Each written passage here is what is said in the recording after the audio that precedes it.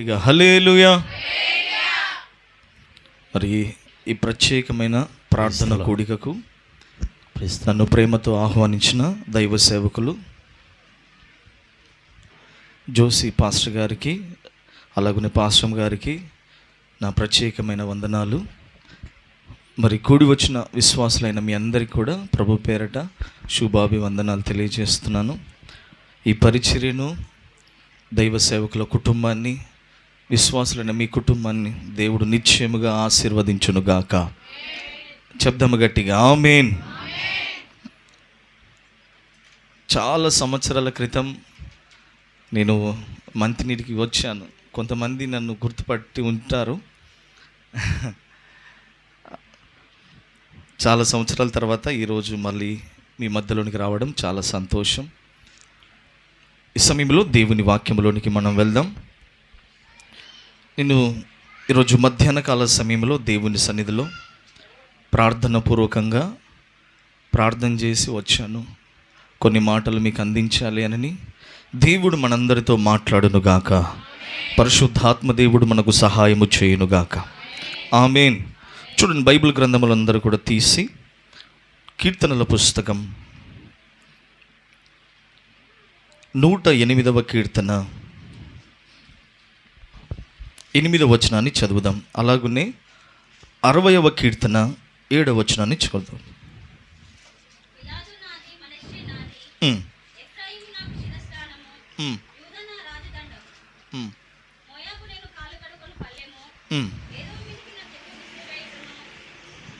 చాలండి, మరొక మాట కూడా చదవండి. కీర్తనల పుస్తకం 60వ కీర్తన 7వ వచనం చదువుదాం ఒకసారి.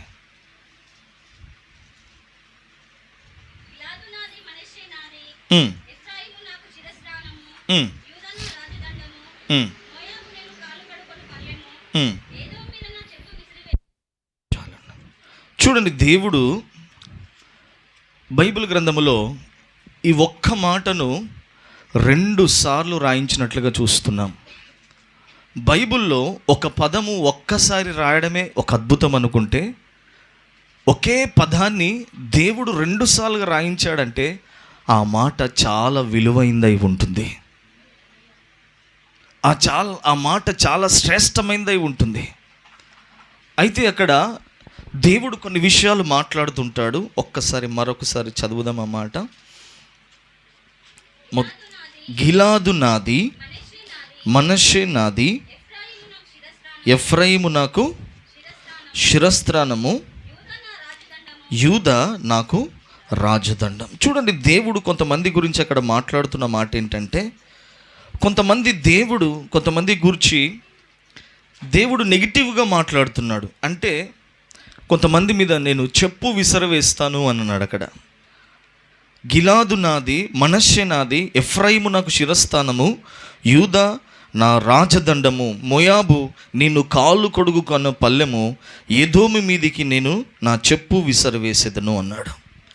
గిలాదు గురించి, మనష్షే గురించి దేవుడు ఏమంటున్నాడు? ఇవి నావి అన్నాడు. ఎఫ్రాయిము దగ్గరికి వచ్చేసరికి ఎఫ్రాయిము నాకు శిరస్త్రాణము అన్నాడు. మరలా కిందికి వచ్చేసరికి మోయాబు నేను కాళ్ళు కడుగుకొను పల్లెము. ఇంకా దేవుడు ఏమంటున్నాడు అక్కడ? ఎదోము మీదికి చెప్పు విసరవేస్తాను. చూడండి, దేవుడు కొంతమంది గురించి మాట్లాడుతున్నాడు, కొన్ని జాతుల గురించి, కొంతమంది ప్రజల గురించి, కొంత దేశాల గురించి దేవుడు అక్కడ మాట్లాడుతున్నట్లుగా చూస్తున్నాం. దేవుడు మాట్లాడిన మాట వెనుక చాలా అర్థం ఉంటుంది. ఆయన అనాలోచనగా ఏది మాట్లాడే దేవుడు కాదు. అనాలోచనగా ఏది కూడా పలికే దేవుడు కాదు. దేవుడు ఒక మాట మాట్లాడాడు అంటే ఆ మాట వెనుక దీని బిడ్డ చాలా విషయాలు దాగి ఉంటాయి.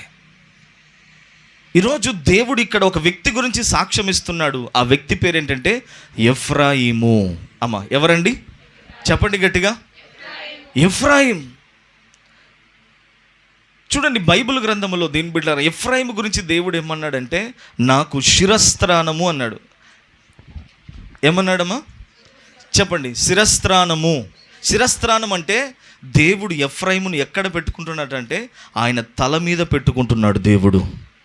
కొంతమందినేమో కాళ్ళు కడుగుకొని పల్లెమన్నాడు, కొంతమంది మీద చెప్పు విసిరి వేస్తానన్నాడు. ఈ వ్యక్తినైతే దేవుడు ఏమంటున్నాడంటే, నిన్ను నా పాదాల దగ్గర ఉంచట్లేదు, నిన్ను నా రొమ్ము దగ్గర ఉంచట్లేదు, నా చేతుల కింద ఉంచట్లేదు, నా భుజాల మీద నిన్ను ఉంచట్లేదు, నిన్ను నా తల మీద పెట్టుకుంటున్నాను అన్నాడు దేవుడు. ఆమేన్, హల్లెలూయా. దీని బిడ్డ బైబిల్ గ్రంథములో కూడా కొంత ఆలోచన చేస్తే పాదాల దగ్గర కూడా గడిపిన వాళ్ళు ఉన్నారు. మరియమ్మ ఎక్కడుంది? యేసయ్య పాదాల దగ్గర ఉంది కదా. యోహాన్ ఎక్కడున్నాడు? రొమ్మున ఉన్నాడు. బైబిల్ గ్రంథంలో చూస్తే బెన్యామీన్ ఎక్కడున్నాడు? ఆయన భుజముల మీద ఉన్నాడు అని ఉంది. అపోస్తులు ఎక్కడున్నాడు అంటే ఆయన చేతుల క్రింద ఉన్నారు, లూకా సువార్త చివరి అధ్యాయంలో చూస్తే. అయితే ఎఫ్రాయిమును మాత్రం దేవుడు ఎక్కడ పెట్టుకున్నాడట? ఆయన నెత్తి మీద పెట్టుకుంటున్నాడట, తల మీద పెట్టుకున్నాడట.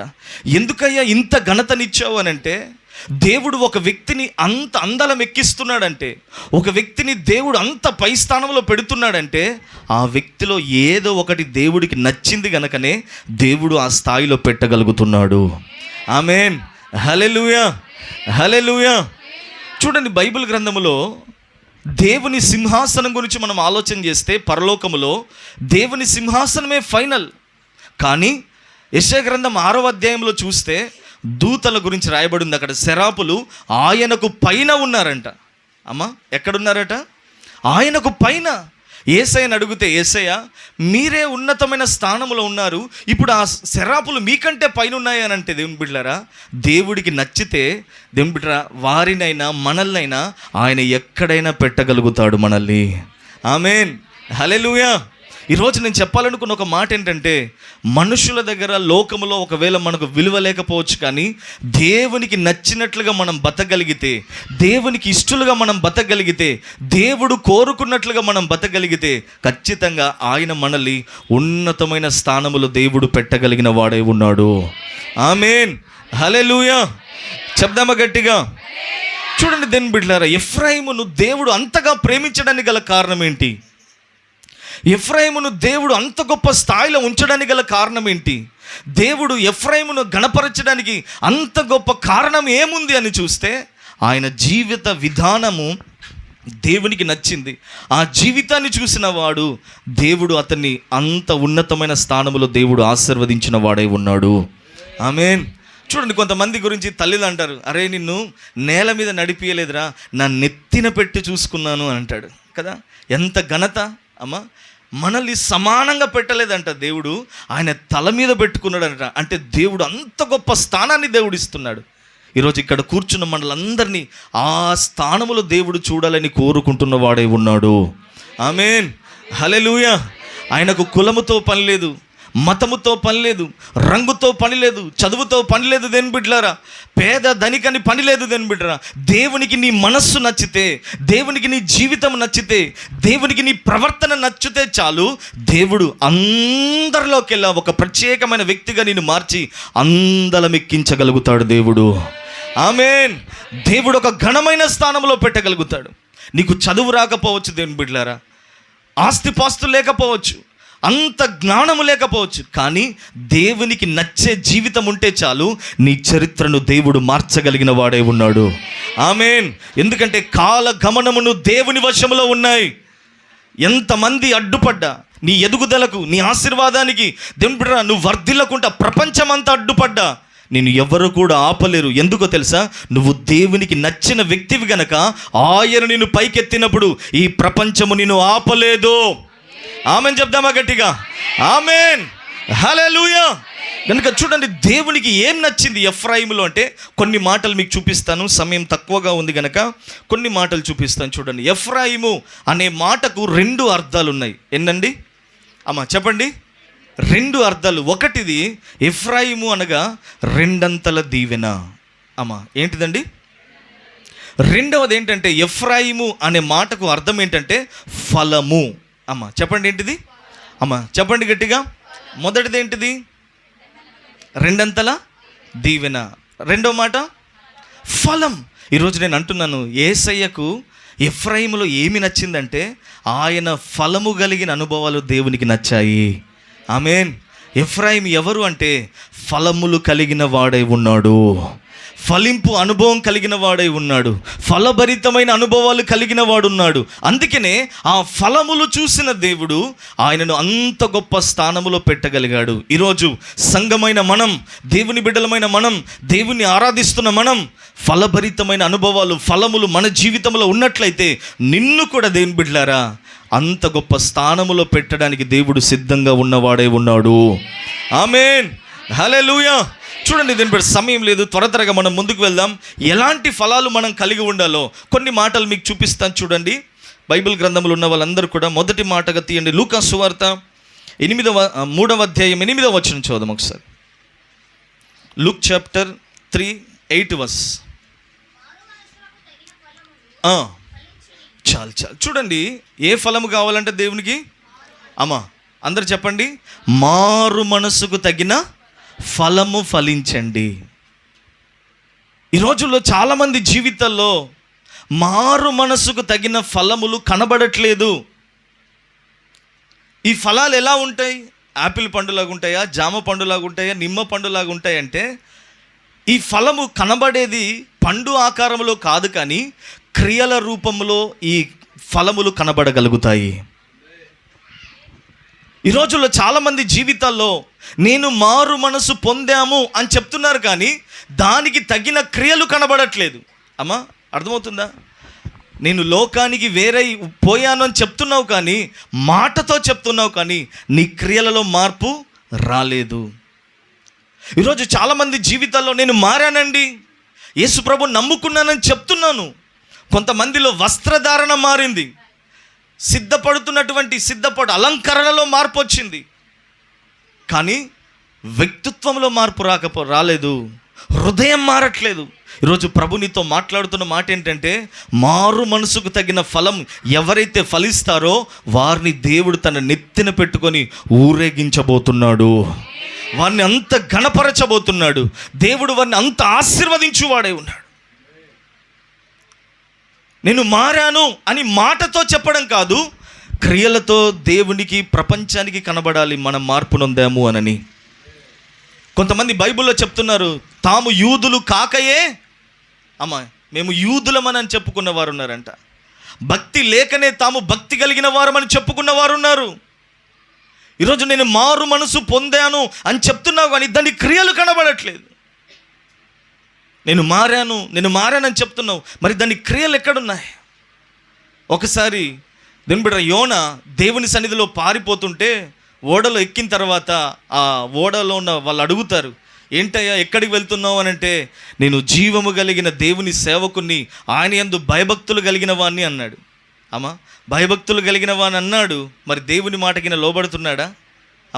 చెప్పింది ఒకటి, చేసేది ఒకటి. ఈరోజు చాలామంది జీవితాల్లో చూడండి, యోసేపు అన్నలు కూడా యోసేపు అన్నలు ఏమంటారంటే, అయ్యా మేము యథార్థవంతుని కుమారులము, మేము కూడా యథార్థవంతులము అన్నారు. వాళ్ళలో ఆ యథార్థత ఉందా అసలు?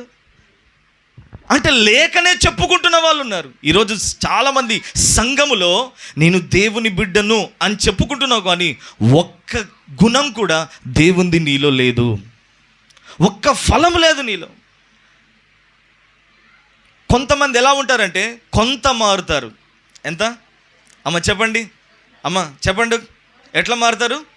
కొంత మార్పు. నేను అంటున్నాను, కొంత మార్పు అనేది చాలా ప్రమాదకరము. కొంతమంది ఎలా ఉంటారంట, అటు వెచ్చగా ఉండరట, ఇటు చల్లగానే ఉండరు, మిడిల్లో ఉంటారు అన్నట్టు. అటైతే అటు, ఇటైతే ఇటు. మీరు ఎప్పుడైనా గబ్బిలాన్ని చూసారా? గబ్బిలానికి ఉన్న గుణం ఏంటి? అది ఏం చేస్తుంది తెలుసా? అది రెండిటిని మేనేజ్ చేస్తుంది. జంతువుల దగ్గరికి వెళ్తుంది, నేను కూడా జంతువునే అని చెప్పుకుంటుంది. ఇటు పక్షుల దగ్గరికి వెళ్తుంది, నేను కూడా పక్షిని అని చెప్పుకుంటుంది. పక్షిలాగా నేను ఎగురుతాను అంటుంది.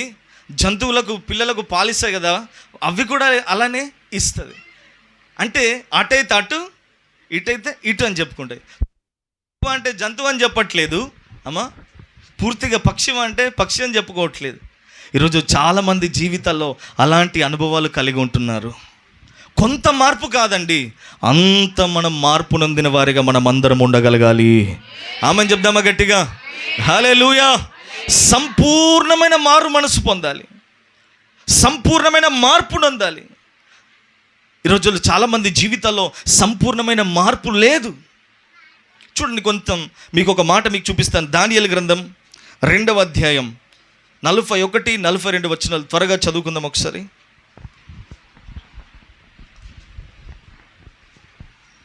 త్వరగా.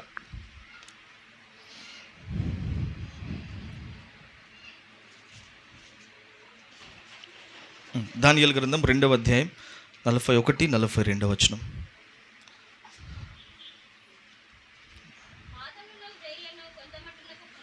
అమ్మ మైక్ ఉంటే కొంచెం మైక్లో చదువుతారా? చదువున్నాను త్వరగా.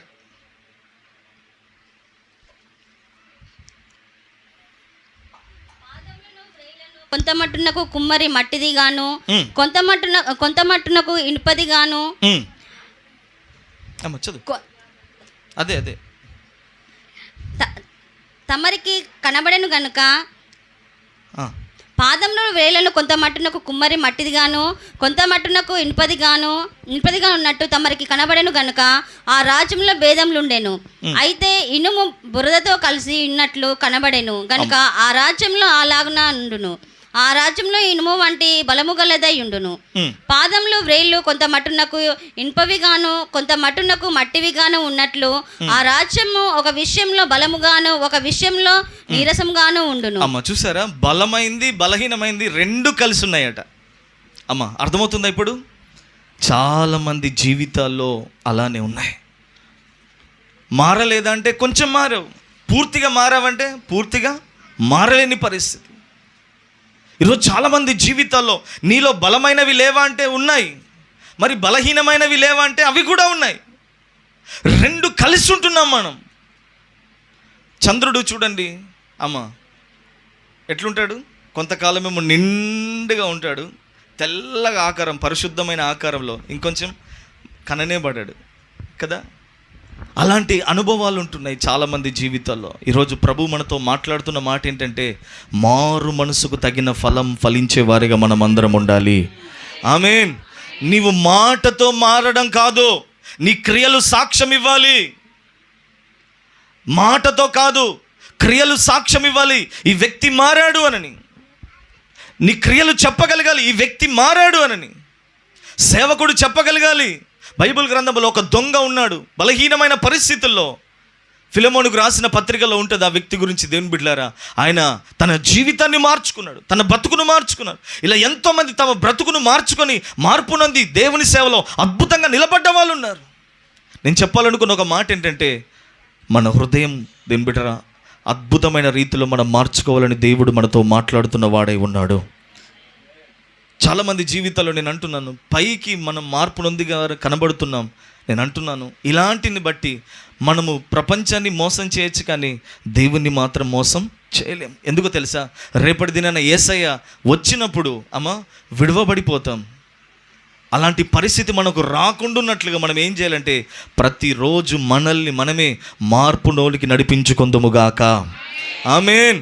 ప్రతిరోజు మారాలి, మనం ప్రతిరోజు మారాలి, ప్రతిరోజు మనల్ని మనం మార్చుకోవాలి. ఎప్పుడైతే మనం మార్పు నొందుతామో అట్టివారే రేపటి దినమున దేవుని ఎదుట నిలబడగలుగుతారు.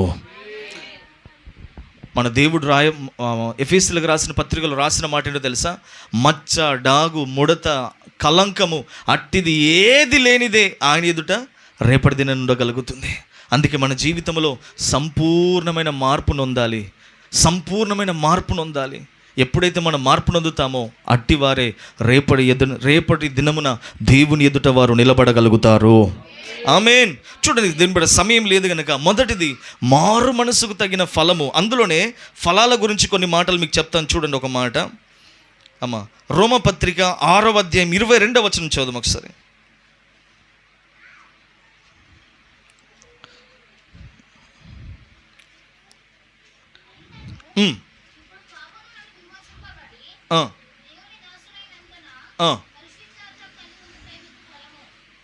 పరిశుద్ధత కలిగి ఉండుట మీకు ఫలము. చూడండి, ఏ ఫలము కావాలంట? పరిశుద్ధత. అందరు చెప్పండి ఒకసారి, మనలో ఏ ఫలం ఉండాలంట? పరిశుద్ధత అనే ఫలం మనం కలిగి ఉండేవారిగా ఉండాలి. చాలామంది జీవితాల్లో పరిశుద్ధత ఉండట్లేదు. దేవుడు ఏమంటున్నాడు? నేను పరిశుద్ధుడై ఉన్న ప్రకారము మీరును పరిశుద్ధులై ఉండాలి అని చెప్పాడు. ఖచ్చితంగా ఉంటే ఉండండిలే, తర్వాత ఉందురులే అని చెప్పలేదు దేవుడు. ఖచ్చితంగా సంఘముతో దేవుడు చెప్తున్న మాట ఏంటంటే ప్రతి ఒక్కరు కూడా పరిశుద్ధ జీవితం కలిగిన వారిగా ఉండాలని దేవుడు మనతో మాట్లాడుతున్నాడు. పరిశుద్ధత లేకుండా ప్రభుని ఎవరు కూడా చూడలేరు. అందరూ పాపం చేస్తున్న అనుభవంలో యేసయ్య మన కొరకు రక్తం కార్చి ప్రాణం పెట్టి మనల్ని పరిశుద్ధులుగా మార్చాడు.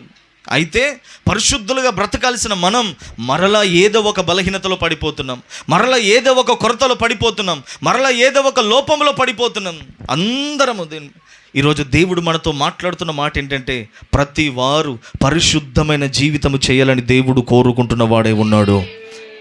బైబిల్ గ్రంథంలో దానియేలు ఉన్నాడు. అమ్మా, ఆయన మాటలో కానీ, చూపులో కానీ, నడకలో కానీ, ప్రవర్తనలో కానీ ఏ కోణంలో చూసినా దానియేలు పరిశుద్ధుడిగా కనబడగలుగుతున్నాడు. ఈరోజు నేను చెప్పాలనుకున్న ఒక మాట, కొంతమంది కొన్నిటిలో పరిశుద్ధంగా ఉంటారు. అమ్మా, కొంతమంది కంటిని కాపాడుకుంటున్నారు కానీ నోటిని కాపాడుకోవట్లేదు. కొంతమంది నోటిని కాపాడుకుంటున్నారు కానీ కంటిని కాపాడుకోవట్లేదు. కొంతమంది నోటిని కంటిని కాపాడుకుంటున్నారు కానీ ఆలోచనలు కాపాడుకోవట్లేదు. అమ్మా, కొంతమంది ఈ కంటిని, ఆలోచనలు, తలంపులను కాపాడుకున్నారు కానీ హృదయాన్ని కాపాడుకోవట్లేదు. ఇక్కడ ఏదో ఒక దగ్గర మనం పరిశుద్ధతలో లోపం కనబడుతుంది మనలో. ఈరోజు ప్రభు మనతో మాట్లాడుతున్న మాట ఏంటంటే దేవుడు నిన్ను స్కాన్ చేసినప్పుడు, ఆయన కంటితో నిన్ను చూసినప్పుడు దేవుడు మనం కంటికి ఎలా కనబడాలంటే ఆయన వంటి పరిశుద్ధత కలిగిన వారిగా దేవుని ఎదుట మనం కనబడుదుముగాక. ఆమేన్, హల్లెలూయా. దీనిపడ బైబిల్ గ్రంథంలో చూస్తే కొంతమందిని దీనిపడ వాళ్ళు మనుష్య ఆకారంలో మన వంటి వారే, కానీ వాళ్ళు పరిశుద్ధులుగా బతికారు, నీతిగా బ్రతికారు. ఈరోజు మన జీవితంలో కూడా పరిశుద్ధత అనే ఒక ఫలం ఫలించాలని దేవుడు మనతో మాట్లాడుతున్న వాడై ఉన్నాడు.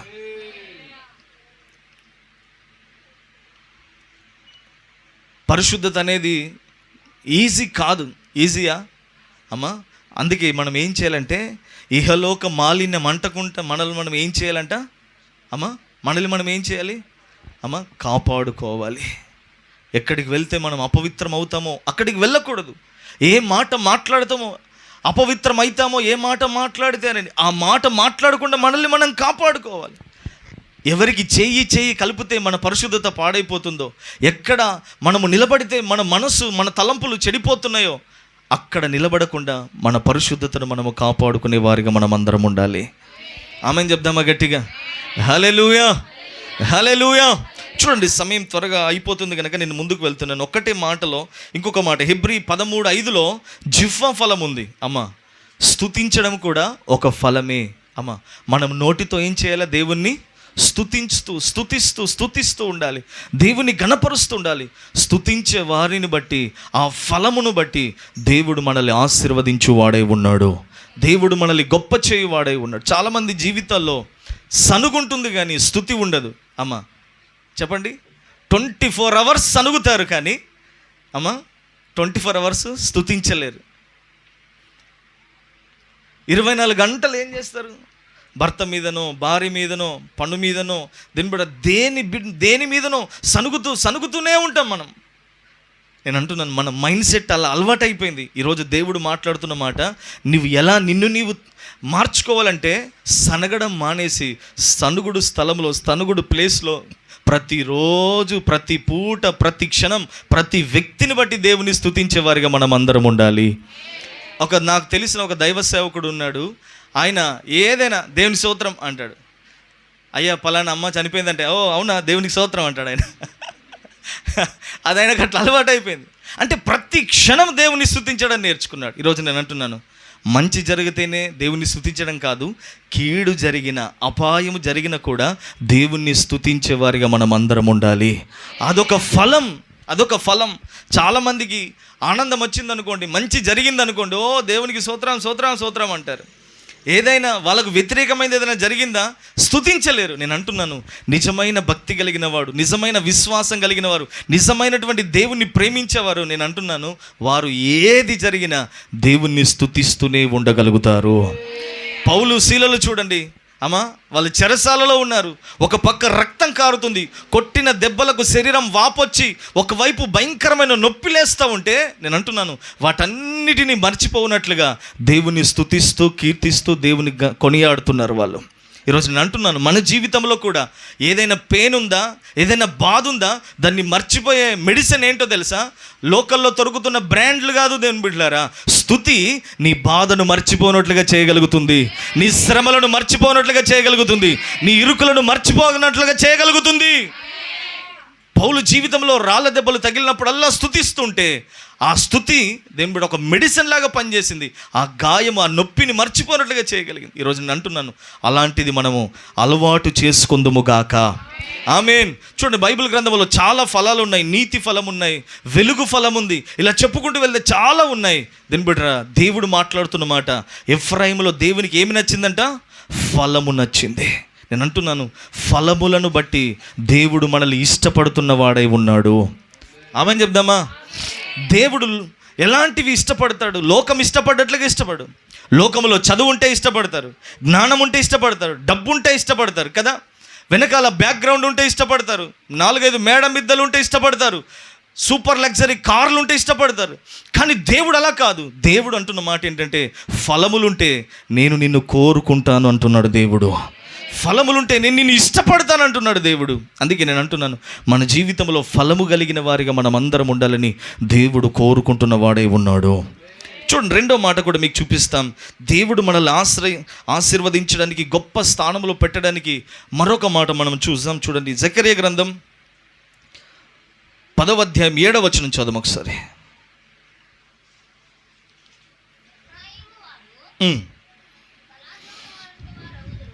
అమ్మ చూడండి, అక్కడ రాయబడిన మాట, దేవుడు వాక్యము ద్వారా మాట్లాడుతున్న మాట ఏంటంటే, ఎఫ్రాయిమును దేవుడు అలాగున ఆశీర్వదించడానికి, దేవుడు అలాగున గొప్ప చేయడానికి గల కారణం ఏంటంటే, రెండవ మాట, ఎఫ్రాయిములు ఎలాంటి వాళ్ళు అవుతున్నారంట? అమ్మ చెప్పండి గట్టిగా, అమ్మ చెప్పండి గట్టిగా, అమ్మ గట్టిగా చదువు తల్లి. ఎఫ్రాయిములు ఎలా తయారవుతున్నారంటే బలాఢ్యులుగా మారుతున్నారు. ఎలా మారుతున్నారంటే బలవంతులుగా తయారవుతున్నారు.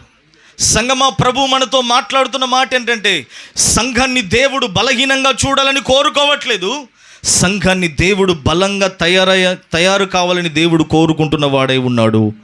ఆమెను చెప్దామా గట్టిగా? నీ పక్క వారికి చేయించి చెప్పు, దేవుడు నిన్ను బలహీనంగా చూడాలనుకోవట్లేదు, బలంగా చూడాలని కోరుకుంటున్నాడు అని చెప్పు గట్టిగా. Amen. Praise the Lord. Hallelujah. అమ్మ మీరు సంతోషంగా చెప్పాలి. ఎలా చెప్పాలి? మళ్ళొకసారి చెప్పండి ఒకసారి. అమ్మా, బైబిల్ గ్రంథములో దేవుడు మాట్లాడుతున్న మాట ఏంటంటే, సంఘం ఎలా ఉండాలనుకుంటున్నాడంటే అధిక బలముతో ఉండాలని దేవుడు కోరుకుంటున్న వాడే ఉన్నాడు. ఎందుకంటే మన దేవుడు ఎవరు? అమ్మా, మన దేవుడు బలవంతుడైన దేవుడై ఉన్నాడు, బల శౌర్యము కలిగిన దేవుడై ఉన్నాడు, బలమైన కార్యములు చేయవాడై ఉన్నాడు. అమ్మా ఇప్పుడు చూడండి, ఒక మాట మీకు చూపిస్తాను. బైబిల్ గ్రంథంలో చాలా వచనాలు ఉంటాయి దేవుడు బలవంతుడని. అయితే సంఘాన్ని కూడా అలాగే బలంగా తయారు కావాలని కోరుకుంటున్నాడు. సంఘం ఎదుట ఏది నిలబడద్దు అంటున్నాడు దేవుడు. పాతాళ లోక ద్వారములు నిలబడవు అన్నాడు. అంటే బలహీనమైనదైతే నిలబడతాయి, బలమైన సంఘం అయితే దాని ఎదుట ఏది కూడా నిలబడలేదు, ఏ శక్తి కూడా నిలబడలేదు. ఈరోజు అంత బలంగా నువ్వు తయారు కావాలని దేవుడు కోరుకుంటున్న వాడై ఉన్నాడు. అయితే దేవుని బిడ్డలారా, చరిత్రలో మనం చూస్తే మైక్ టైసన్ అనే ఒక వ్యక్తి ఉన్నాడు. ఎవరండి? అమ్మ చెప్పండి. మైక్ టైసన్ అనే ఒక వ్యక్తి ఒకే ఒక గుద్దుతే ఎదుటివాడు ఎంత బలవంతుడైనా సరే కింద పడేవాడు.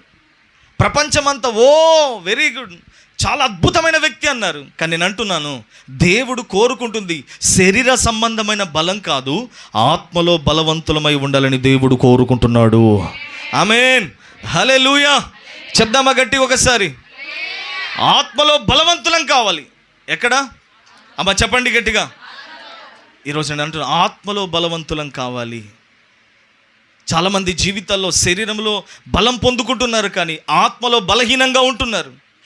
సాతాను శరీరం మీద కాదు, నీ ఆత్మ మీద దాడి చేస్తాడు. ఆత్మలో నువ్వు బలవంతునివి కాగలిగితే దేవుని బిడ్డ ఖచ్చితంగా వాని ఆత్మలో నువ్వు ఓడించగలుగుతావు. చూడండి, ఒక మాట కూడా మీకు చూపిస్తాను. ఏది బలమైంది ఉంటే మనం బలంగా తయారవుతామో కొన్ని మాటలు మీకు చూపిస్తాను. చూడండి, బైబిల్ గ్రంథంలో నుంచి ఒక మాట మీకు చూపిస్తాను. హెబ్రీలకు రాసిన పత్రిక 4వ అధ్యాయం 12వ వచనం చదువుదాం. మనల్ని బలవంతులుగా మార్చేవి ఏమున్నాయి అమ్మా?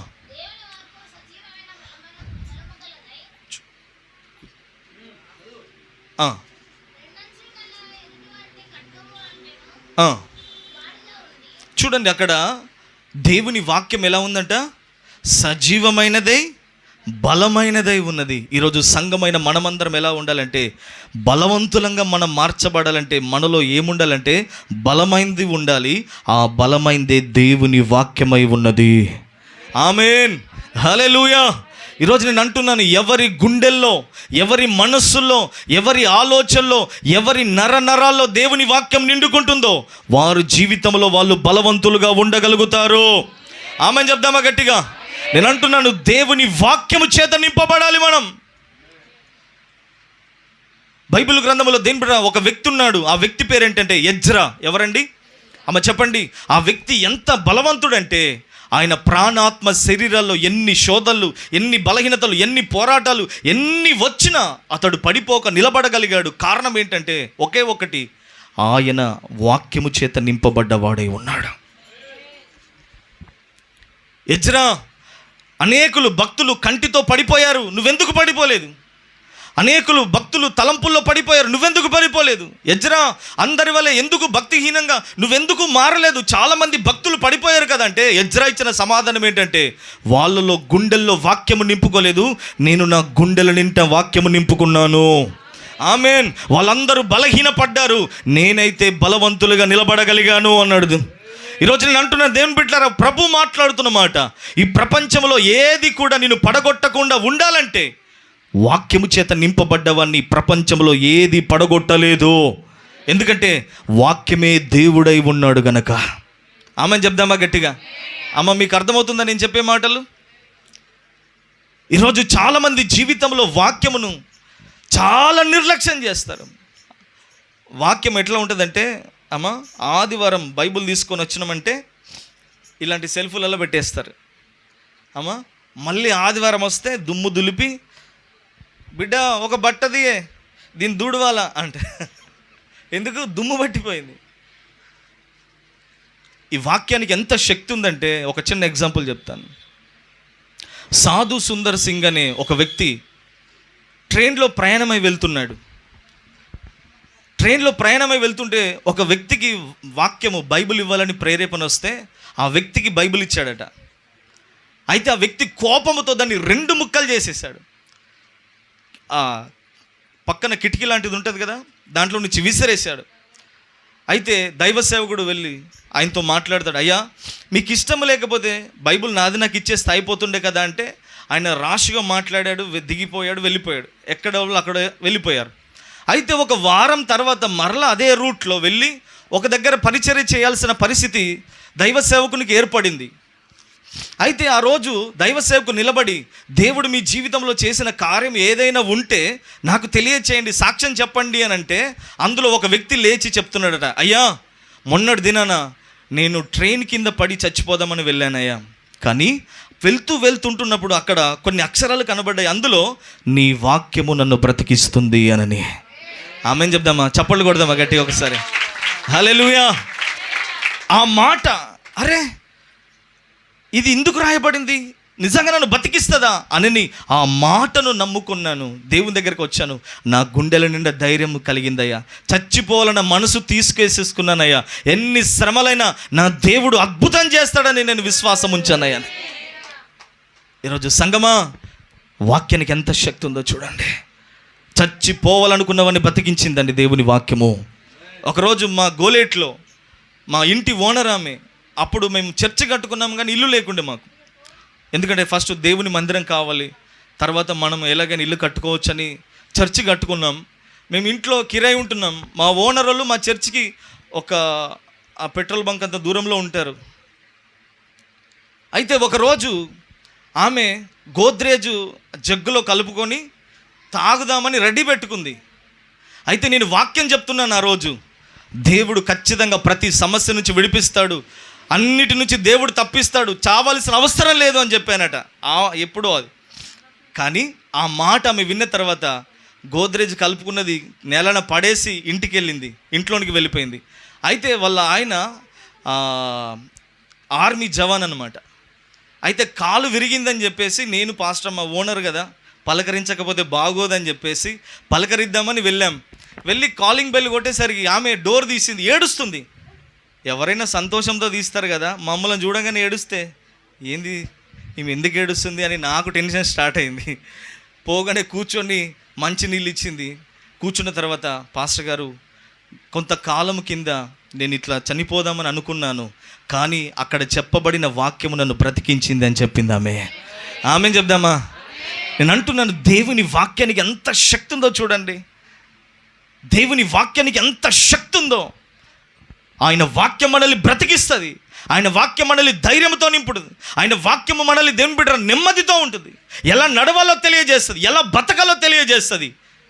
వాక్యము మనకు ధైర్యాన్ని ఇవ్వగలుగుతుంది. చాలామంది వాక్యం వినేటప్పుడు సాంపను గిచ్చుకుంటూ చేరుతారు, పిల్లలతో ఆడుకుంటూ చేరుతారు, ఫోన్ రీల్స్ చూసుకుంటూ చేరుతారు, టెక్స్ట్ మెసేజ్ పెట్టుకుంటూ చేరుతారు. నేను అంటున్నాను, ఇలాంటి వారిలో వాక్యం పనిచేయదు. వాడు ఒక బలహీనుడిగా చరిత్రలో మిగిలిపోతాడు. రేపు బలవంతుడైన దేవుడు ప్రత్యక్షమైనప్పుడు ఈ వ్యక్తి బలహీనుడిగా మారలేదు గనక, బలహీనుడిగా ఉన్నాడు గనక ఆ వ్యక్తి ఆ రోజున విడువబడతాడు, రొమ్ము కొట్టుకొని ఏడవలసి వస్తుంది. అందుకే వాక్యం చెప్పబడుతున్నప్పుడు భయముతో వణుకుతో దేవుని మాటలు వినాలి. చాలామంది అంటారు, అయ్యగారు చెప్తుండలే మేము ఎందుకు వినాలి అని అంటారు. లేదు లేదు, అయ్యగారు కాదు, దేవుడు మనతో మాట్లాడుతున్నాడు.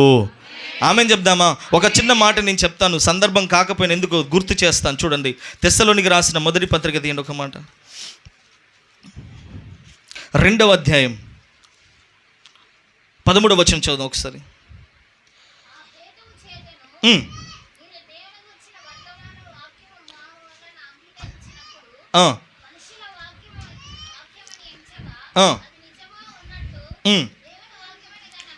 అమ్మ చూసారా, దేవుని వాక్యము అనని, ఇది దేవుని మాట అనని దైవ సేవకులు రాత్రుల్లో నిద్రపోక, కడుపు చంపుకొని, నిద్ర చంపుకొని, అహర్నిశలు దేవుని సన్నిధిలో పోరాడి సంఘానికి చెప్పాలి, దేవుని ఎదుట సంఘాన్ని నిలబెట్టాలన్న తపనతో, ఇంత సాక్రిఫైస్తో దేవుని ప్రత్యక్షతను పొందుకొని సంఘము ఎదుట నిలబడి దేవుని మాటలు చెప్తుంటే చాలామంది చులకనగా చూస్తారు. జాగ్రత్త, కేర్ఫుల్గా దేవుని బిడ్డలారా, జాగ్రత్త. చాలామందికి వాక్యం అంటే భయం ఉండదు. నేను మా సంఘంలో చెప్తాను, దేవుని బిడ్డలారా, ఎవరైనా ఫోన్ పట్టుకొని పోతే అటే మళ్ళీ వచ్చి కూర్చోవద్దు. ఇక్కడ నా దగ్గర అలా ఉంటుంది. పిల్లలతో ఆడినేవాడిని మైక్లో చెప్తా, అమ్మ తీసుకొని పో, మళ్ళీ బయటకి రావద్దు. వాక్యం అంటే విలువలేదా? చాలామందికి వాక్యం అంటే నిర్లక్ష్యం.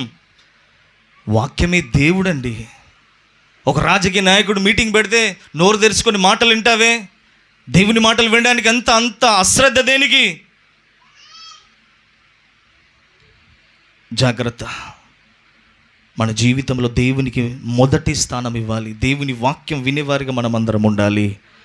ఆమెను చెప్దామా గట్టిగా? హల్లెలూయా. సంగమా, ఒకటే ఒక మాట, దేవుని వాక్యం బలమైంది. అది మన జీవితంలో ఉంటే మనల్ని బలవంతులుగా మార్చగలుగుతుంది. ఆమేన్, హల్లెలూయా. అమ్మో, సమయం త్వరగా వెళ్దాం. చూడండి, 2వ మాట, దేవుని బిడ్డరా, దేవుని అభిషేకం వలన మనం బలవంతులమగుతాము. మొదటి సమూయేలు గ్రంథములో చూడండి ఒక మాట, అక్కడ తాను అభిషేకించిన వానికి దేవుడు అధిక బలము దయచేస్తాడు అన్నట్టు. చూడండి, 2వ అధ్యాయంలో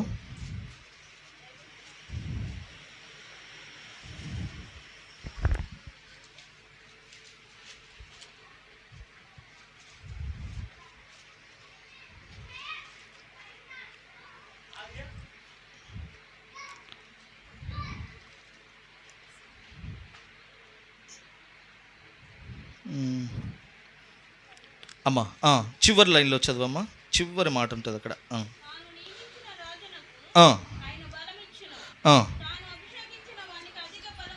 చూసారా, అభిషేకం ఎవరి మీదికి దిగి వస్తుందో వాళ్ళు బలవంతులుగా మార్చబడగలుగుతున్నారు. ఆమెను చెప్దామా గట్టిగా?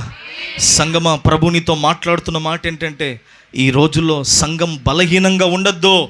ఎవరు బలహీనులు అంటే ఒక్కటే ఒక మాట, ఆత్మను పొందుకోలేని వాళ్ళు బలహీనులే. అందుకే ఆత్మ కూడికకు రావాలి, ఆత్మ కూడికలో పాలు పొందాలి, అభిషేకాన్ని పొందుకోవాలి. చాలామంది ఆత్మ లేదు, అభిషేకమే లేకపోతే నువ్వెలా బలవంతునిగా ఉండగలుగుతావు? సాతాను దేవుని బిడ్డ పోరాటం నీ దగ్గరికి వచ్చినప్పుడు సాతాను ఎదిరించేది నీ అభిషేకమే. నువ్వు పోయి వాని మీద కాలేసావనుకో, కాలు 2 ముక్కలు చేస్తాడు.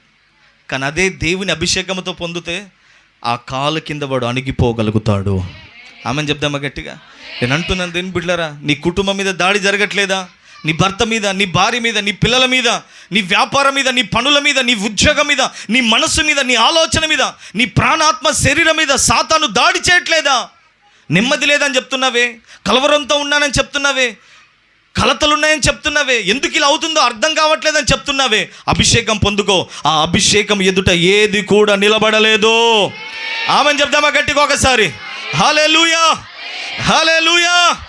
ఈరోజు నేను అంటున్నాను ఒక్కటే ఒక మాట, భుజ బలముతో, జ్ఞాన బలముతో సాతాన్ని ఓడించలేము, కానీ ఆత్మ బలముతో వాణ్ణి ఓడించగలుగుతాము. ఆమేన్. అందుకే ఆత్మలో బలంగా మనం తయారు కావాలంటే అభిషేకము ద్వారా మనం అధిక బలం పొందుకోగలుగుతున్నాము. బైబిల్ గ్రంథములో దావీదు చూస్తే బాలుడే, కానీ సాతానుకు సాదృశ్యంగా ఉన్న ఫిలిస్తీయుడు ఎంత పెద్దవాడు కదా. అలాంటి వాణ్ణి మట్టి కరిపించాడు. ఎలా సాధ్యమైందనంటే ఒకటి, దావీదును దేవుడు అభిషేకించాడు గనక. ఈరోజు నేను చెప్పాలనుకున్న ఒక మాట, నువ్వు చిన్నవాడివే కావచ్చు, చిన్నదానివే కావచ్చు, నేను అంటున్నాను, ఈ ప్రపంచంలో ఉన్న శక్తులన్నీ కూడా అభిషేకించబడిన వాణి ఎదుట నిలబడలేవు. ఆమెను చెప్దామా గట్టిగా? హల్లెలూయా, హల్లెలూయా. అభిషేకం ఉంటే నువ్వు కాపాడబడతావు. అమ్మా, బైబిల్ గ్రంథంలో అభిషేకము తల మీద నుంచి కిందికి వచ్చింది ఉంది, కింది నుంచి తలపైకి వచ్చినట్టుగా అభిషేకం ఉంటుంది. 2 అనుభవాలు.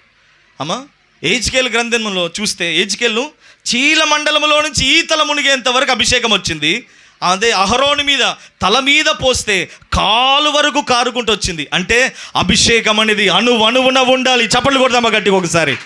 ఆమేన్, ఆమేన్ చెప్దామా గట్టిగా? ఆమేన్. అభిషేకము నీ అణువణువున నిండుకోవాలి, అణువణువున నీ ఆత్మచేత నింపబడాలి నువ్వు. ఈరోజు చాలామంది జీవితంలో అభిషేకం లేదు. కొంతమందికి కంటిలో అభిషేకం ఉంటే నోటిలో ఉంటలేదు, నోటిలో ఉంటే శరీర అవయవాల్లో అభిషేకం పని చేయట్లేదు. అందుకే నీకు అక్కడ జయము లేదు. అందుకే సంఘం నేను అంటున్నాను, అభిషేకము చేత నిలువెల్ల తడిసిపోవాలి, నిలువెల్ల నింపబడిన వారిగా మనం అందరం ఉండాలి. మన గిన్నె సగముతో నింపబడి ఉండకూడదు దేవుని బిడ్డలారా. అంచుల వరకే నింపబడి ఉండడం కాదు, మన గిన్నె నిండి పొంగి పొరలని దేవుడు కోరుకుంటున్నాడు. ఆమేన్ చెప్పు గట్టిగా ఒకసారి? ఆమేన్, హల్లెలూయా. అమ్మా, కడుపు వెళ్తూ ఉండాలి, అదే ఆరోగ్యం. కొంచెమే తినాలి, కానీ అభిషేకములో వెళుతుండకూడదు, అది అనారోగ్యంగా ఉంటుంది. అభిషేకములో నిండుగా మనం ఉండాలి. ఆమేన్. అందుకే సంగమా, ఆత్మచేత నింపబడ్డ వారిగా ఉండాలి. నేను అంటున్నాను, ఈరోజు చాలామంది జీవితాల్లో ఎవరిని మింగుదామా, ఎవరిని పడగొడదామని సింహం ఏం చేస్తుంది? గర్జిస్తూ తిరుగుతుంది. నువ్వు ఒక సంసోను అయితే నీ కుటుంబం మీదకి వచ్చే సింహాన్ని నువ్వే చీల్చివేయగలుగుతావు. ఆమేన్ చెప్పు గట్టిగా? ఆమేన్. నేను అంటున్నాను, అభిషేకము ఉన్నవాడు ప్రతి ఒక్కడు ఒక ఇంటికి కావలివాడిగా ఉండగలుగుతాడు, తన ఇంటిని కాపాడుకోగలుగుతాడు. అందుకే నేను అంటున్నది దేని బిడ్డలారా, ఏదో విని ఉజ్జీవింపపోవడం కాదు. నేను అంటున్నాను, మనం ఆ వాక్యము చేత నింపబడుతున్న మనం, ఆత్మచేత నింపబడుతున్న మనం ప్రపంచంలో బలవంతులుగా మనం మార్చబడబోతున్నాము. ఆమేన్. చూడండి, ఇంకొక మాట కూడా మీకు చూపిస్తాను, సమయం లేదు కనుక త్వరగా ముందుకు వెళ్తున్నాను. చూడండి ఎలా అభిషేకముతో. 2వ మాట, తిమోతికి రాసిన పత్రిక 2వ అధ్యాయం 1వ వచనంలో చదువు. 2 తిమోతి 2:1.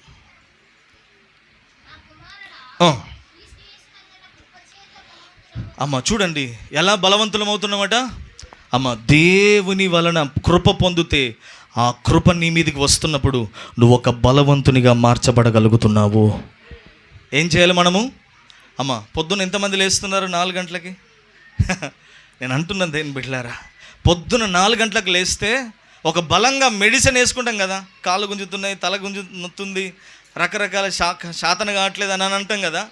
నువ్వు ఒక శరీరములో బలం పొందుకోవాలన్నా, ఆత్మలో బలంగా తయారు కావాలన్నా ఉదయకాలము లేచి కృప పొందుకుంటే నువ్వు బలవంతుడిగా మార్చబడగలుగుతావు. ఆమేన్. చాలామంది బలహీనంగా ఉంటున్నారు. కారణం ఏంటంటే కృప లేదు.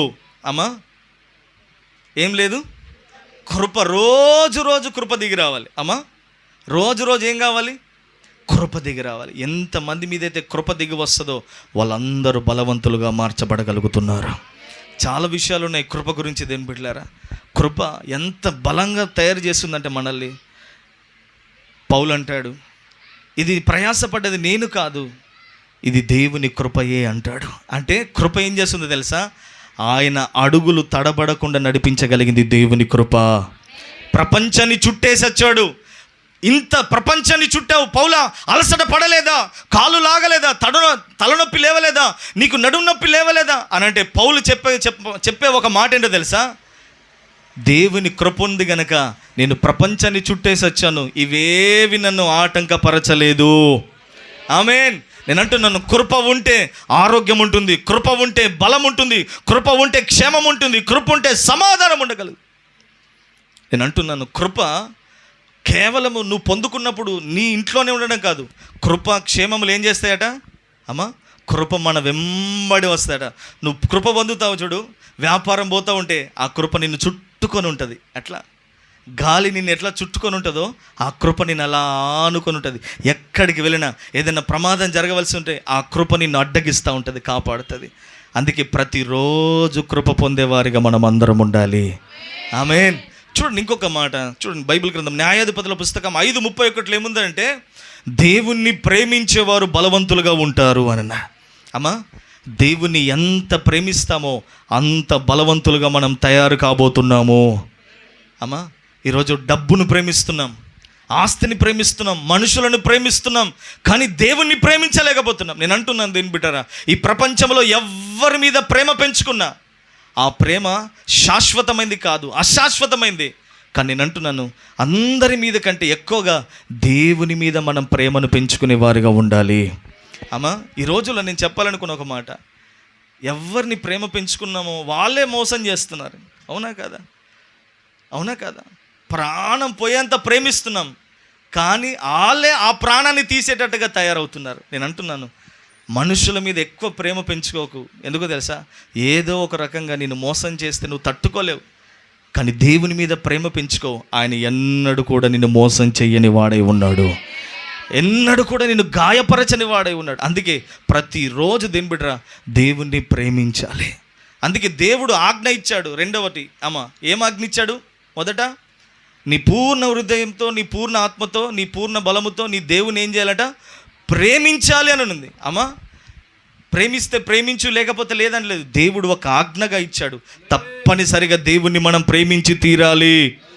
అమ్మ అన్నిటికంటే ఎక్కువగా ప్రేమించాలి. తల్లి కంటే, తండ్రి కంటే, భర్త కంటే, భార్య కంటే, పిల్లల కంటే, ఉద్యోగం కంటే, వ్యాపారం కంటే, ఈ లోకంలో ఉండే వాటన్నిటికంటే, చివరికి నీ ప్రాణం కంటే ఎక్కువగా, నీకంటే ఎక్కువగా నీవు దేవుణ్ణి ప్రేమించాలని దేవుడు కోరుకుంటున్న వాడే ఉన్నాడు. అలా ప్రేమించేవాడిని దేవుడు ఒక బలవంతునిగా మార్చబోతున్నాడు. ఆమెన్ చెప్దామా గట్టిగా? ఆమెన్. కనుక దేని బిడ్డరా, మనము ఆత్మలో బలవంతులుగా మారాలి, కృప ద్వారా బలవంతులుగా మారాలి, వాక్యము ద్వారా బలవంతులుగా మారాలి. మరొక మాట ఏంటంటే, ఆయనను ప్రేమిస్తూ ఉంటుండగా మనం బలవంతులుగా మారిపోతున్నాము. చూడండి ఇంకొక మాట కూడా మీకు చూపిస్తాను, త్వరగా నేను ముగించేస్తాను. జకర్యా పుస్తకం 9వ అధ్యాయం 13వ వచనం చదువు ఒకసారి.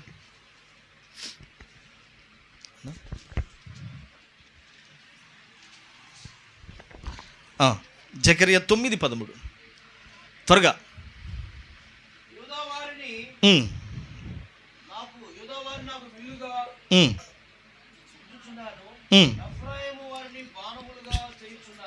అమ్మ చాలండి చూడు, అక్కడ రాయబడిన మాట, ఎఫ్రాయిమును దేవుడు ఎలా తయారు చేస్తున్నాడట?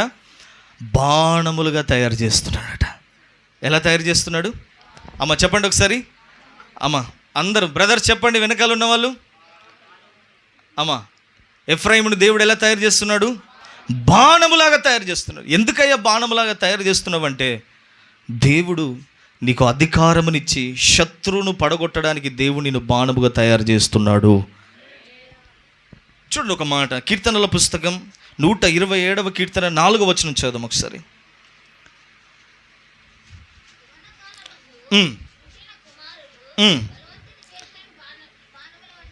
చూడండి దేవుని బిడ్డలారా, బైబిల్ గ్రంథంలో రాయబడిన మాట, మనము ఎవరికి పుట్టాము అని అంటే, యవ్వన కాలములో దేవుడు మన కొరకు ప్రాణం పెట్టాడు. ఆ ప్రాణములో నుంచి దేవుడు మనల్ని ప్రసవ వేదనతో మనల్ని కన్నవాడై ఉన్నాడు. ఆమేన్. అమ్మా, ఇప్పుడు యవ్వన కాలములో పుట్టిన మనం, యవ్వన కాలములో ఉన్న మనుషునికి, ఆ దేవునికి మనం పుట్టాం. ఇప్పుడు మనం అందరం ఎవరిమంటే బలవంతుని చేతిలో బాణము వంటి వారమై ఉన్నాము. ఈ బాణము ఏ బాణం అంటే ఇది రక్షణ బాణమై ఉన్నది. ఆమేన్ చెప్దామా గట్టిగా? హల్లెలూయా, హల్లెలూయా. ఈరోజు నేను అంటున్నాను, ఈ కాలములో బాంబులు వచ్చాయి, రకరకాల గన్స్ వచ్చాయి, రకరకాల మిసైల్స్ వచ్చాయి. కానీ ఆ కాలంలో బాంబులు లేవు, ఏం లేవు కదా. అప్పుడు విల్లులే, బాణములే ఉండేవి. శత్రువులను పడగొట్టాలంటే, ఓడగొట్టాలంటే బాణాలనే వాడేవారు. ఈరోజు దేవుని బిడ్డరా, లోకములో నిన్నొక బాణంగా వాడాలని దేవుడు కోరుకుంటున్న వాడే ఉన్నాడు. ఆమేన్ చెప్దామా గట్టిగా?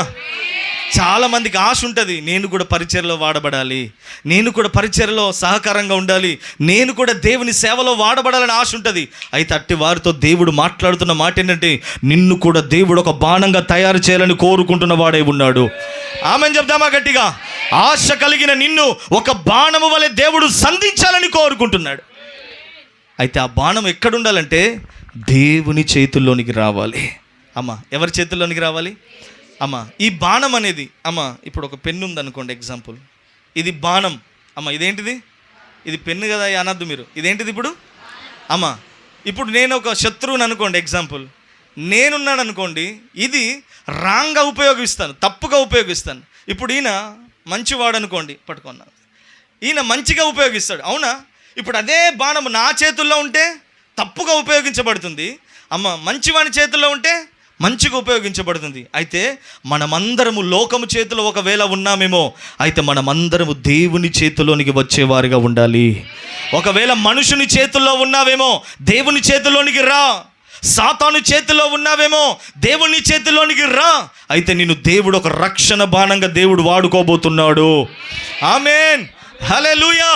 చాలామంది అంటారు, నేనేం చేస్తానంటే, దీని బిడ్డలారా, దేవుడు రక్షణగా నేను వాడుకోవడానికి ఏదో చేయాల్సిన అవసరం లేదు. నీ పాటను బట్టే అనేకులు రక్షించబడగలుగుతారు, నీ ప్రార్థనను బట్టి అనేకులు రక్షించబడగలుగుతారు, నీ కన్నీలను బట్టి అనేకులు రక్షించబడగలుగుతారు. దేని బిడ్డ, నువ్వు కడుపు చంపుకొని ఉపవాసం ఉంటున్నావే, ఆ ఉపవాసం ద్వారా అనేకులు రక్షించబడగలుగుతారు. నిన్ను వాటిని బట్టి రక్షించే రక్షణ బాణంగా దేవుడు నిన్ను మార్చబోతున్నాడు. ఆమేన్, హల్లెలూయా. ఈరోజు మంతినిలో ఉన్నావు నువ్వు, ఈ మంతిని కోసం దేవుడు నిన్ను వాడుకున్నాడు. దేవుని బిడ్డలారా, నీ మాటే ఒక బాణంగా మారబోతుంది. నువ్వు ఒక్క మాట చెప్తే సాతాను రాజ్యము కూలిపోయి, సాతాను తిష్ట వేసుకున్న హృదయాలలో నీ మాట ఒక బాణములాగా దూరి ఆ హృదయంలో దేవుని కార్యం చేయబోతుంది. ఆమేన్ చెప్దామా గట్టిగా?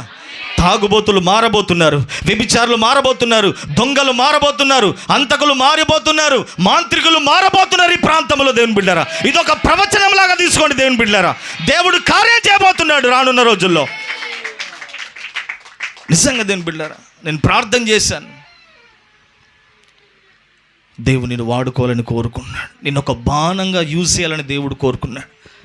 నిన్ను మనుషులు వాడుకున్నారేమో, ఇంతవరకు స్వార్థం కోసం వాడుకున్నారేమో, నిన్ను వాళ్ళ అవసరత తీరిపోయి మాకు అక్కర్లేదని నిన్ను రోడ్డు మీద పాడేశాడేమో. అయితే దేవుడు నిన్ను అలా వాడుకుంటుంది, మనుషుల్లాగా చేయడు. దేని దేవుడు నీ మహిమ కొరకు నిన్ను వాడుకుంటాడు, నీ ఘనత కొరకు దేవుడు నిన్ను వాడుకుంటాడు. దేవుడు నిన్ను వాడుకుంటుంటే నీకు ఘనత కలుగుతుంది. దేవుని బిడ్డలారా, మనుషులు వాడుకుంటే మనము బలహీనులమైపోతాం, పేరు లేని వారం అవుతాం. దేవుని బిడ్డ, నిరాయుధముగా మారిపోతాం మనం. అదే దేవుడు మనల్ని వాడుకుంటే అంతకంతకు మనం ఘనత కలుగుతుంది. ఆమేన్. అందుకే నేను అంటున్నాను, ఎవరెవరి చేతుల్లో వాడబడి నష్టపోయావో, ఎవరెవరి చేతుల్లో ఉండి నష్టపోయావో, దేవుని బిడ్డ, దేవుని చేతుల్లోనికి రా. నిన్ను ఒక రక్షణ బాణంగా దేవుడు మార్చబోతున్నాడు. ఆమేన్. ఆయన విల్లెక్కి పెట్టుకున్నాడు, ఇప్పుడు గురి చూస్తున్నాడు. ఇప్పుడు నిన్ను బాణములాగా విసిరాలని దేవుడు కోరుకుంటున్నాడు. నువ్వు ఆయన చేతిలోనికి వస్తే, బలవంతుని చేతిలోనికి రాగలిగితే ఖచ్చితంగా నువ్వు ఒక రక్షణ బాణంగా దేవుడు నిన్ను వాడుకోబోతున్నాడు. బైబిల్ గ్రంథంలో చూస్తే ఒక బాణం పక్కన పడవేయబడి ఉందంట. అయితే దేవుడు దానిని రక్షణ బాణంగా మార్చేశాడు. ఇంతకాలం నువ్వు పక్కన పడి ఉన్నావేమో, రా, దేవుడు నిన్ను చేతుల్లోనికి తీసుకోవాలని కోరుకుంటున్నాడు. ఆయన చేతుల్లోనికి రాగలిగితే ఖచ్చితంగా దేవుడు నిన్ను వాడుకోబోతున్నాడు. ఆమెన్ చెప్దామా గట్టిగా? ఆమెన్. మనమందరం ఆయన చేతిలోనికి వస్తే ఖచ్చితంగా దేవుడు మనల్ని వాడుకుంటాడు. బైబిల్లో ఒక గాడిద ఉంది. కట్టబడినంతసేపు దానికి విలువ ఉందా? ఘనత ఉందా? ఒక్కసారి విడుదల పొందిన తర్వాత యేసయ్య దాని మీద కూర్చుంటే వావ్, ఎంత ఘనత కదా. ఈరోజు ప్రభు నీకు అలాంటిది ఇవ్వాలని కోరుకుంటున్నాడు. ఎక్కడో కట్టబడ్డావేమో, ఎక్కడో బంధించబడ్డావేమో, ఎవరి చేతుల్లోనే ఉన్నావేమో, దేవుని బిడ్డ నీకు విడుదలిచ్చి తన చేతుల్లోనికి తీసుకోవాలని దేవుడు కోరుకుంటున్నాడు. అందును బట్టి దేవుడు నీకు విలువను, ఘనతను పెంచబోతున్నాడు దేవుడు. ఆమేన్, హల్లెలూయా. అలాగనే మనము దేవుని చేతిలోనికి వద్దాం. ఎప్పుడైతే దేవుని చేతిలోనికి వస్తామో బలమైనటువంటి పాత్రలుగా దేవుడు మనల్ని తయారు చేయబోతున్నాడు. చూడండి, ఇంకో చివరిగా ఒక మాట నేను చెప్పి నేను ముగించేస్తాను. చివరిగా ఆదికాండం 48, 18, 19 చదువుదాం.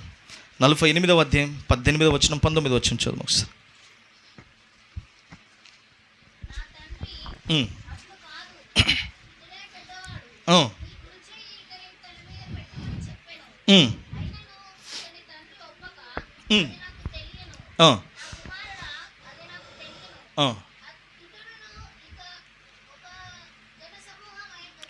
చాలు చూడండి, సమయం లేదు కనుక నేను చెప్తున్నాను. అమ్మ, అక్కడ ఇద్దరు పిల్లల గురించి మనం చూస్తాం. యోసేపుకు ఇద్దరు పిల్లలు పుట్టారు.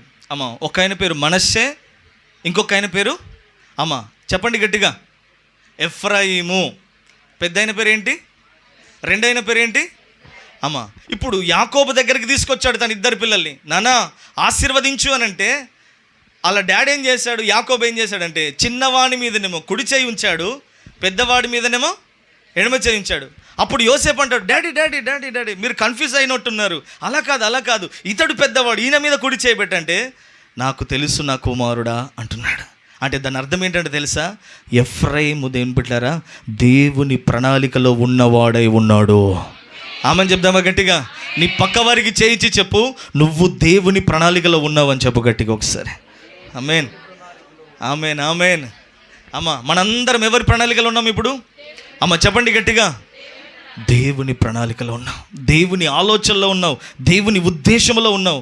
లోకములో చీకటిలో పాపములో ఉన్న మనల్ని అమ్మ దేవుడు తన ప్రాణ త్యాగము ద్వారా మనల్ని పిలుచుకొని ఏర్పాటు చేసుకొని ప్రత్యేకపరుచుకున్నాడు. మనమందరము దేవుని ప్రణాళికలో ఉన్నవారమై ఉన్నాము. చాలామందికి అర్థం కాదు, ఒక మాట చెప్పనా, గుర్తుపెట్టుకోండి. ఒక స్త్రీ తాను గర్భవతిని తెలిసిన తర్వాత ఆడబిడ్డ పుడితే ఇలా చేయాలి, మగబిడ్డ పుడితే ఇలా చేయాలని ఆలోచిస్తారు. కానీ నీ దేవుడు గర్భములో పుట్టక మునిపే ఏమి చెయ్యాలో ఆలోచన చేసి ఆ గర్భముకు పంపిన దేవుడై ఉన్నాడు. ఇంత మంచి మాట చెప్తే చప్పట్లు కొడతారు అనుకున్నాను నేను. అసలు అడిగి కొట్టించుకున్నట్టున్నది ఇది. అమ్మా అవునా కదా? మీరైనా ఆడబిడ్డ పుడితే ఇలా చేయాలి, మగబిడ్డ పుడితే ఇలా చేయాలని గర్భంలో బిడ్డ పడ్డానని తెలిసిన తర్వాత ఆలోచన. కానీ దేవుడు ఏమి చెయ్యాలో ఆలోచన చేసి ఆ గర్భంలో పడున్నట్లుగా దేవుడు చేశాడు. ఆయన కన్నులు పిండముగా ఉన్నప్పుడే నిన్ను చూశాయి దేవుని బిడ్డ. ఈరోజు నీకు చదువు రాకపోవచ్చు, ఏమీ లేని పరిస్థితులు ఉండొచ్చు. ఒక్క మాట, మన చరిత్ర మారాలంటే ఒక్క క్షణం చాలు. మనమందరము దేవుని ఏర్పాట్లో ఉన్నామని పాపము జోలికి, లోకము జోలికి, దేవుడు లోక సంబంధమైన వాటి జోలికి పోకుండా దేవుని సన్నిధిలో ఉండగలిగితే నీ ఏర్పాటును బట్టి దేవుడు నిన్ను నిలబెట్టుకోబోతున్నాడు. ఆమేన్. నేను అంటున్నాను, ఇక్కడ ఈ సంఘము పట్ల దేవుని ఏర్పాటు ఉంది. ఇక్కడ ఉన్న మనందరి పట్ల దేవుడు ఏర్పాటు కలిగి ఉన్నవాడే ఉన్నాడు. నేను అంటున్నాను, ఆ ఏర్పాటును, మన పిలుపును, ఏర్పాటును మనం ఏం చేయాలి?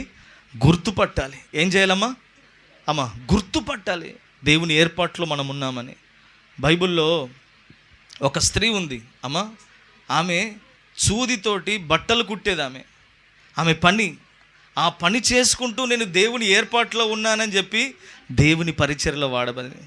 ఒక ఆమె లూది, ఆమె అమ్మా ఊదారంగా అమ్ముకుంటూ రోడ్ల పొంట వెళ్ళి వ్యాపారం చేసుకుంటూ ఊదారంగా అమ్ముకుంటూ దేవుని సేవలో వాడబడింది.